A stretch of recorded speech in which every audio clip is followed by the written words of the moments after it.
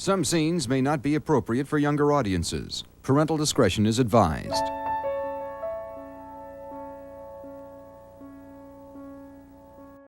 Hello, I'm Kimber Bennis. Welcome back to my channel. It's the 20s again.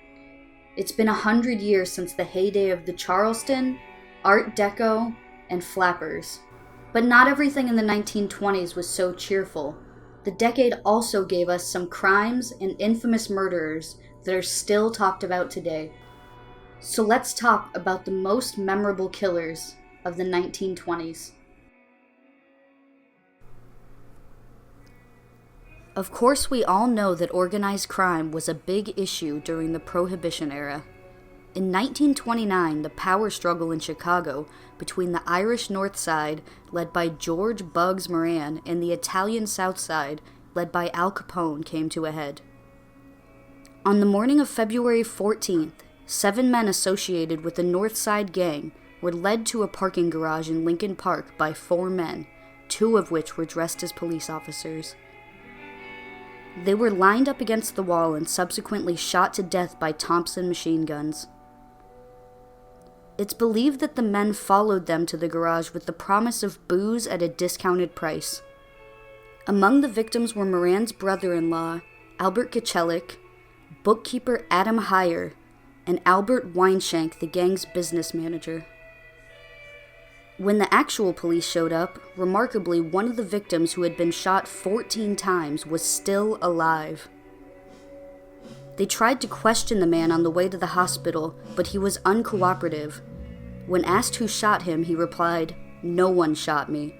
He died 3 hours later. It is believed that Capone was the mastermind behind the murder.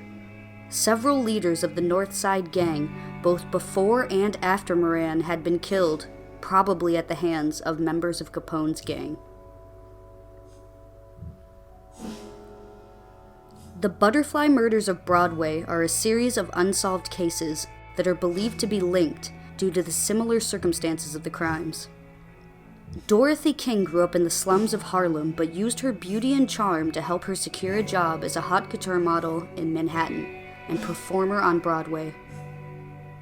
There she worked her way up the social ladder, meeting many rich and powerful men along the way. She soon started getting more money from her wealthy sexual partners than she made at her job. She met a man named J. Kersley Mitchell, and he became her sugar daddy, a term that she herself used to describe him. He set her up in an apartment and showered her with expensive gifts, although they were never seen together in public. Their relationship was scandalous. Mitchell was over 50 and married. Dorothy was in her 20s. On the night of March 14th, 1923, she had one of her usual rendezvous with Mitchell, and he left around 2:30 a.m. The next morning, the maid found her dead body in her bed. The apartment had been torn apart. All of her expensive jewelry and letters to her lover Mitchell were missing. He was questioned by police but ruled out as a suspect when his alibi checked out. The motive seemed to be blackmail. Another suspect in the case was one of Dot's lovers who was known to be abusive and jealous, Albert Guimaraes. But he too had an airtight alibi. He was with a stunning blonde named Aurelia Fisher on the night of the murder. Strangely, she too would soon die in a tragic and mysterious manner, falling off of the balcony of a yacht.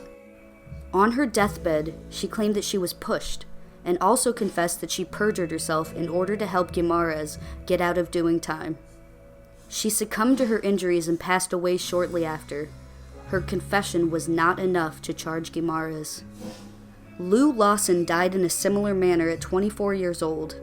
Like King, she was a performer on Broadway, and she too made powerful and rich friends in the clubs and speakeasies. She found herself a wealthy sugar daddy named Gerhardt H. Dahl, and quit her day job in lieu of performing private shows. Nearly a year after King's murder, 2 men with a case of alcohol showed up at Lou's door. She let them in, and the next morning she was found dead. Lou was bound with hose and suffocated with a piece of cloth taped into her mouth. Just like Dorothy, she was discovered by the maid and all of her jewelry was missing. Although the case quickly went cold, it is thought that the murder could have been related to a gang that frequented the same clubs as Dot and Lou. Another potential theory is that she was killed when the suspects were looking for blackmail on her lover. Some even think that Lou, who actually knew Dorothy before her untimely death, knew details about her murder and that she may have been killed to cover the killer's tracks.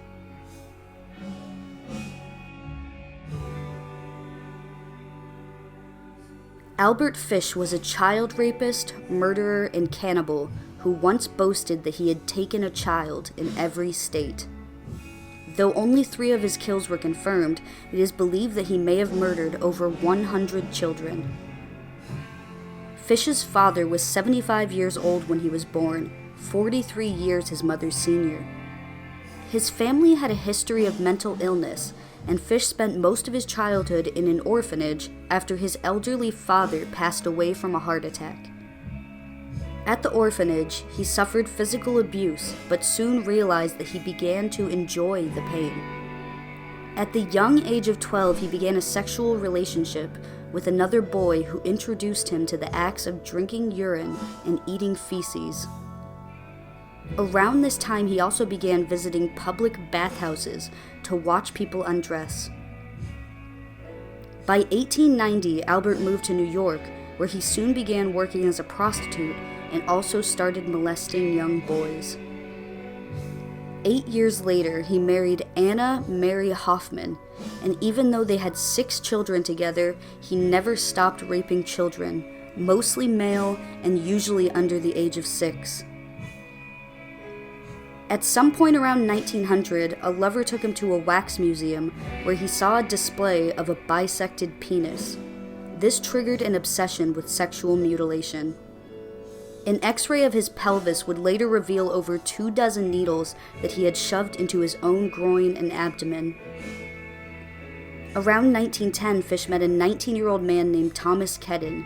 He spent a month having sex with Kedden and torturing him. He would later cut the man's penis in half, and after deciding not to kill him, he bandaged the wound, gave him $10, and kissed him goodbye before heading home on the next train. In 1917, his wife left him for another man, taking nearly all of their possessions and leaving him as a single parent. While he started physically abusing himself frequently at this time, there is no evidence that he ever harmed his children. Fish started having hallucinations. His self-harm also started to get stranger and more extreme. He even went as far as to shove wool up his anus and set it on fire. He also developed an interest in cannibalism. Around 1920, Fish started a killing spree, mostly attacking developmentally disabled children as well as African Americans. His weapons of choice, that he called his implements of hell, were a meat cleaver, a butcher's knife, and a hand saw. In 1928, Fish found an ad in the newspaper that led him to the home of Edward Budd, and he met the family under the pretense of hiring him. When he got there, his attention soon shifted to the younger girl, Grace Budd. Grace left with Fish that day and never returned home. Fish would later write an anonymous letter to Grace's mother confessing to her murder. Part of that letter read, "I took her to an empty house in Westchester that I had already picked out. When she got there, I told her to remain outside. She picked wildflowers. I went upstairs and stripped all my clothes off. I knew if I didn't, I would get blood on them. When all was ready, I went to the window and called her, then I hid in the closet until she was in the room. When she saw me all naked, she began to cry and tried to run downstairs. I grabbed her, and she said she would tell her mama. First, I stripped her naked. How she did kick, bite, and scratch.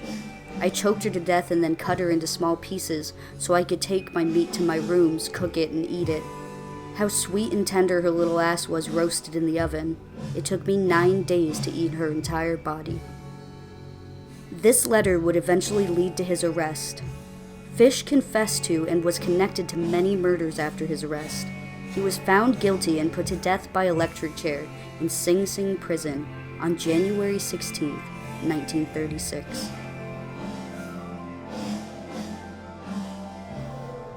So I originally planned on making just one video about this subject, but in my research, I found a lot of interesting cases, so expect a part 2 coming at some time soon.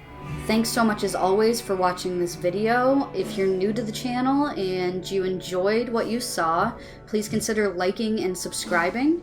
There will also be a link in the description for a new design of t-shirt that I have that's got a really sweet bat on it. My friend Fauna designed it. She also did the first one with the hands.